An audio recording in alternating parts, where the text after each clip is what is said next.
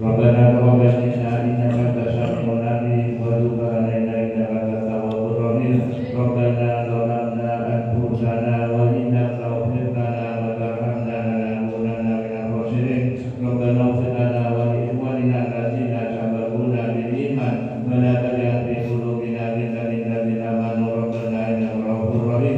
Rabbana hab lana min azwajina wa dhurriyyatina qurrata a'yun waj'alna lil muttaqina imama. Rabbana atina fid dunya hasanatan wa fil akhirati hasanatan wa qina adzabannar wa adkhilna al-jannata ma'al abrar ya aziz ya ghaffar ya rabbal alamin wa sallallahu ala sayyidina Muhammad wa ala alihi wa sahbihi wasallam walhamdulillahi rabbil alamin sirrul Fatihah.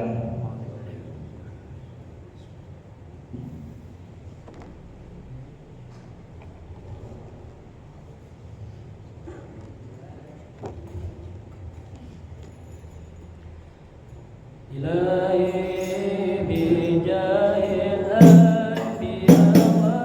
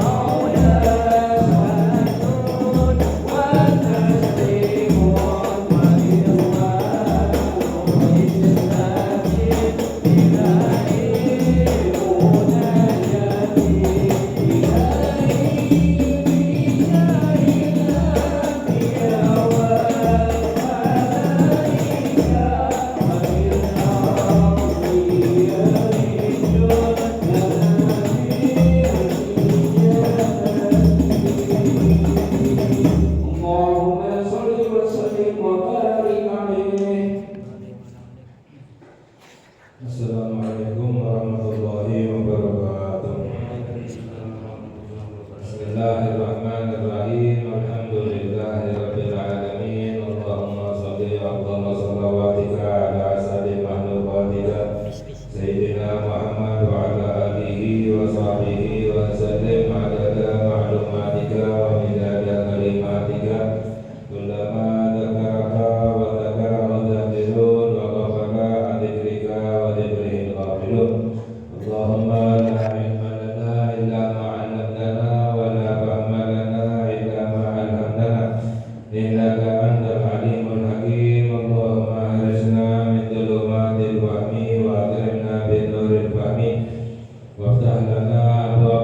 fadlika wa rahmatika wa wazaini ilmika birahmatika ya arhamar rahimin amin ya rabbal alamin.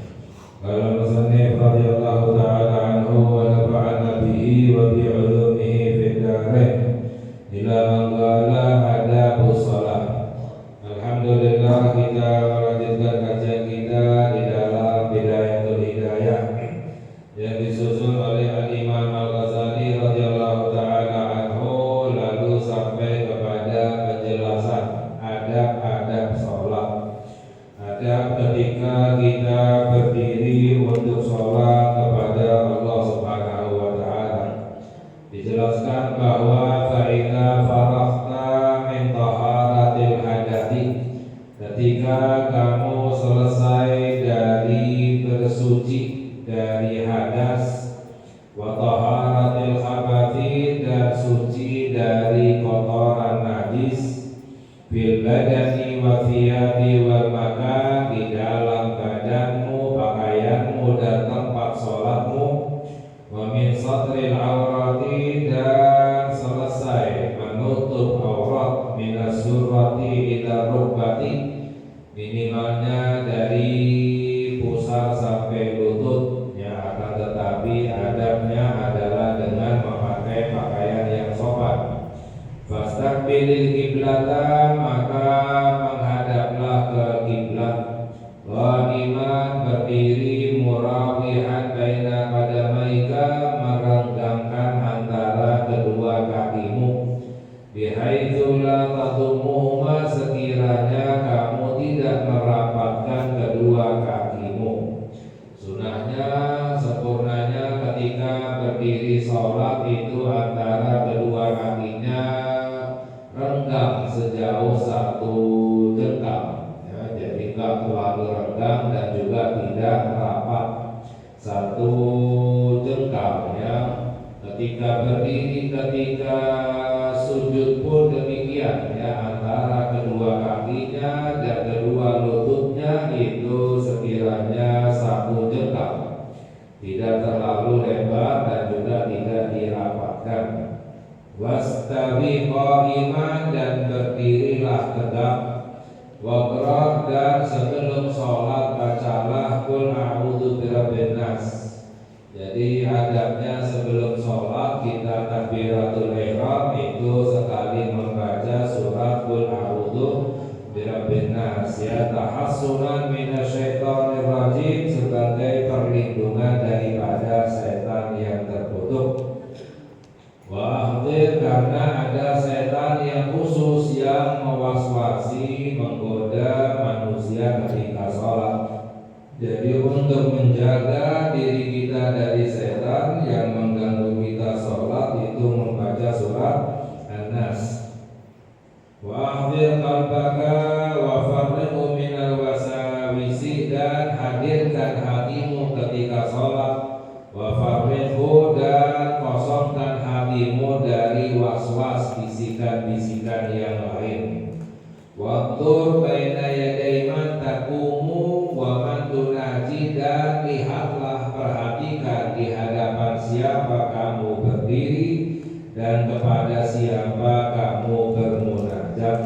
Kita sholat berdiri di hadapan Allah dan bermunajat kepada Allah Subhanahu wa ta'ala. Wastahi an tunaji maulaka bi qalbin ghafilin, ya. Maka malulah kamu bermunajat kepada Tuhanmu dengan hati yang lalai. Wa sadrin mashhurin bi wasawisi dunya, malulah ketika sholat hatinya dipenuhi dengan was-was dunia, bisikan-bisikan dunia, pikiran-pikiran dunia. Wa khabaithi syahwat, dan keburukan-keburukan syahwat.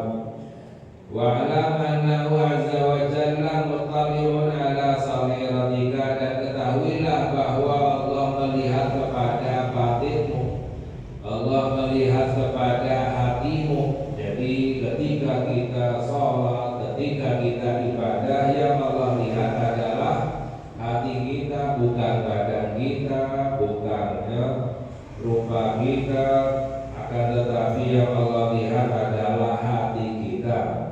Wanadhiru ila qalbika, Allah melihat kepada batinmu, hatimu. Wa inna ma yataqabbalullahu salataka, dan Allah menerima salatmu biqadri khusyu'ika, sesuai dengan ukuran khusyukmu ketika salat. Wa tawadhu'ika, dan ukuran tawadhu'mu, merendahmu ya di hadapan Allah ketika salat. Wa khudu'ika, dan sesuai dengan ukuran ya khudu'mu, yaitu ketundukanmu kepada Allah. Wa tadarru'ika, dan sungguh-sungguhmu ketika salat. Jadi yang dilihat orang mendapatkan pahala dari salatnya tergantung daripada khusyuknya, ya, tawadhu'nya, merendahnya kepada Allah, tunduknya kepada Allah, tadarruh, minta dengan sungguh-sungguh kepada Allah Subhanahu wa ta'ala. Jadi maknanya apa? Orang kalau nggak ada khusyuknya, salatnya tidak diterima oleh Allah. Nggak ada merendahnya, nggak ada ketundukannya, tidak diterima oleh Allah. Khusyuknya setengah, ya setengah salatnya diterima ya. Jadi sesuai dengan ukuran khusyuknya. Fa'budhu fi sholatika ka'annaka tarahu, maka sembahlah Allah di dalam salatmu seperti kamu melihat kepada Allah. Fa'in lam takun tarahu fa'innahu yarak, jika kamu tidak bisa melihatnya, maka salatlah seperti Allah yang melihatmu.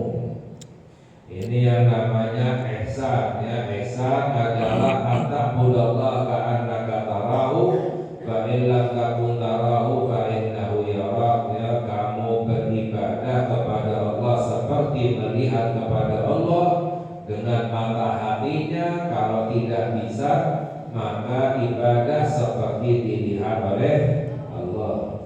Fa in lam yahdur qalbuka fa hadza li qusuri ma'rifatika bi jalalillahi ta'ala. Jika hatimu enggak hadir ketika sholat, enggak khusyuk ketika sholat, maka ini karena sebab kelalaianmu, kurangmu ma'rifahmu kepada keagungan Allah Subhanahu wa ta'ala. Ya, tidak tahu keagungan Allah, tidak tahu kebesaran Allah, tidak tahu kemuliaannya Allah, sehingga kurang khusyuknya. Orang semakin kurang ya pengetahuannya, ma'rifahnya kepada kebesaran Allah, semakin kurang khusyuknya. Semakin besar ya pengetahuannya, ma'rifahnya kepada keagungan kemuliaan Allah, semakin besar khusyuknya kepada Allah Subhanahu wa ta'ala. Jadi ma'rifahnya seorang hamba kepada Allah dilihat dari khusyuknya ketika ibadah kepada Allah. Jika kurang, berarti ma'rifahnya kurang ya. Faqaddir, ya, seandainya kamu tidak bisa khusyuk hadir hatimu ya ketika sholat, faqaddir, maka kira-kirakanlah ya, kira-kirakan ya, anna rajulan shalihan min wujuhi ahli baitika yandur ilaika, yaitu salah seorang yang soleh dari orang yang terpandang ya, dari keluargamu misalnya, atau gurumu yang melihat kepadamu. Jadi kira-kirakan ya, kita lagi sholat, kira-kirakan ada orang soleh yang terpandang melihat kepada kita, mengoreksi sholat kita, memperhatikan sholat kita. Liya'lama kaifa sholatuka, agar tahu bagaimana sholatmu. Fa inda dzalika yahdur qalbuka, ketika seperti itu maka hatimu akan menjadi hadir. Wa taskunu jawarihuka, dan badanmu itu menjadi diam seluruhnya. Tsumma rji' ala nafsika, lalu kembali kepada dirimu, katakan kepada dirimu ya. Jadi kita katakan kepada diri kita sendiri, bahul ala tastahi min khaliqika wa maulaka, tidakkah kamu malu kepada yang menciptakan kamu ya, Tuhanmu, yaitu Allah Subhanahu wa ta'ala. Idza qaddarti abdin dalilin min ibadihi alaika istadabti, ya ketika kamu kira-kirakan hamba yang hina, yang rendah dari hamba-hambanya Allah melihatmu. Walaysa biyadihi dharruka wala tanfa'uka, padahal ini orang, ya hamba Allah, tidak memiliki kuasa untuk membahayakanmu atau memberi manfaat kepadamu. Namun kamu kira-kirakan ada orang yang melihat sholatmu, khasya'at jawarihuka, badanmu menjadi khusyuk, wa hasunat sholatuka, sholatmu menjadi baik. Tsumma innaki ta'lamina annahu mutali'un 'alaiki, ya padahal kamu tahu bahwa Allah melihatmu, ya wala takhshakin li'azamatihi, namun kamu tidak khusyuk tunduk kepada keagungan Allah Subhanahu wa ta'ala. Ahwa ta'ala adallu indaki min 'abdin min ibadihi, apakah Allah lebih rendah di matamu daripada hamba dari hamba-hambanya Allah Subhanahu wa ta'ala? Fama asyadda tughyanika wa jahlika, maka alangkah besarnya kesesatanmu dan kejahilanmu. Wa ma'azama adawataka li nafsiki, dan betapa besarnya permusuhanmu terhadap dirimu sendiri. Ya, karena apa? Karena kita, ya ketika tahu bahwa sholat kita dilihat oleh Allah biasa-biasa saja. Akan tetapi jika dilihat oleh orang tua kita, misalnya guru kita atau orang soleh yang terpandang, sholat kita langsung khusyuk, seakan-akan ya Allah lebih rendah daripada ya manusia. Ya, yang lebih besar, yang lebih tinggi, yang lebih mulia adalah manusia, padahal tidak bisa memberi manfaat kepada kita, tidak bisa memberi bahaya kepada kita. Yang memberi manfaat dan bahaya itu hanyalah Allah Subhanahu wa ta'ala. Ini karena kurangnya pengetahuannya ya dengan keagungan Allah Subhanahu wa ta'ala. Fa'alish qalbaka bihadhihi qiyam, maka obatilah hatimu dengan cara seperti ini. Ini cara untuk mengobati hati agar bisa khusyuk. Fa'asahu ayyahdura ma'aka fi sholatika, jika kamu obati hatimu dengan cara seperti ini, mudah-mudahan hatimu bisa hadir ketika kamu sholat, bisa khusyuk. Fa'innahu laisa laka min sholatika illa ma'akalta minha, karena ya kamu tidak mendapatkan ya pahala dari sholatmu kecuali ukuran sadarmu, hadirnya hatimu ketika sholat. Wa amma ma ataita bihi ma'al ghaflati fa huwa ila istighfari wa takfiri ahwaju. Adapun sholat dengan kelalaian, ya hatinya tak hadir kemana-mana, maka sholatnya itu lebih membutuhkan istighfar. Ya, makanya setiap hari kita selesai sholat, ya sunnahnya ketika selesai sholat langsung istighfar, ya minta ampun. Mengapa? Karena sholatnya lalai. Sholat yang lalai itu lebih cepat mendatangkan hukuman daripada pahala dari Allah Subhanahu wa ta'ala. Ya, padahal sholat itu inna sholata tanha 'anil fahsya'i wal munkar. Ya, sholat itu mencegah dari perbuatan keji dan munkar. Tapi yang sholatnya khusyuk, orang yang sholatnya lalai, tidak mencegahnya dari perbuatan keji dan munkar. Banyak orang bertanya-tanya, ini orang sholat tapi masih melakukan perbuatan keji dan munkar. Mengapa? Karena sholatnya tidak khusyuk. Ya, bahkan para ulama menjelaskan bahwa banyak orang yang mendapatkan musibah gara-gara sholatnya. Banyak orang kena musibah ya karena apa? Sholatnya. Ya, sebab dikabarkan oleh Nabi kita Sayyidina Muhammad Sallallahu Alaihi Wasallam, orang selesai sholat, kalau sholatnya khusyuk, sholatnya benar,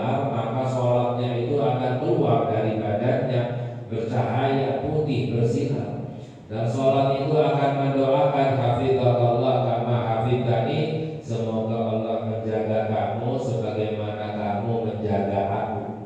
Orang yang menjaga sholatnya didoakan oleh sholatnya agar dijaga oleh Allah. Orang yang dijaga oleh Allah maka gak akan kena musibah.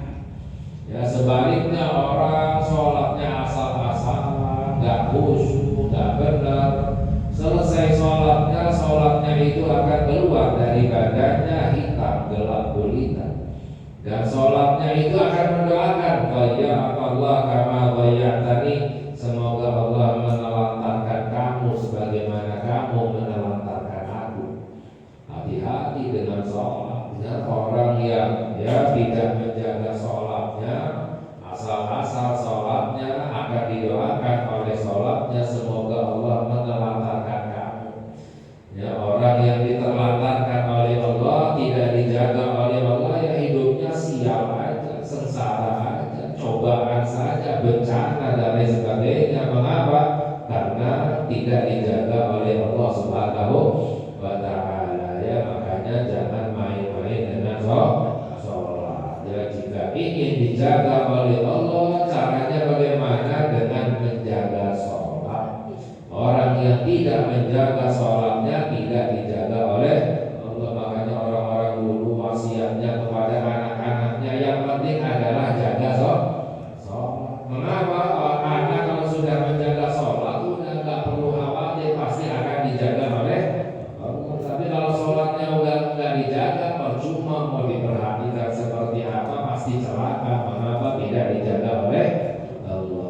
Ya, ini adab-adab sholat, insya Allah yang lain kita kaji lagi pada lain kesempatan. Semoga Allah memberikan hidayah kepada kita, ya, agar sholat kita benar, agar kita selalu dijaga oleh Allah. Semoga ibadah kita diterima oleh Allah, dosa kita diampuni oleh Allah, hajat kita dikabulkan oleh Allah. Diberkati Sayyidina Muhammad sallallahu alaihi wasallam wa sallallahu ala Sayyidina Muhammad wa ala alihi wasallam.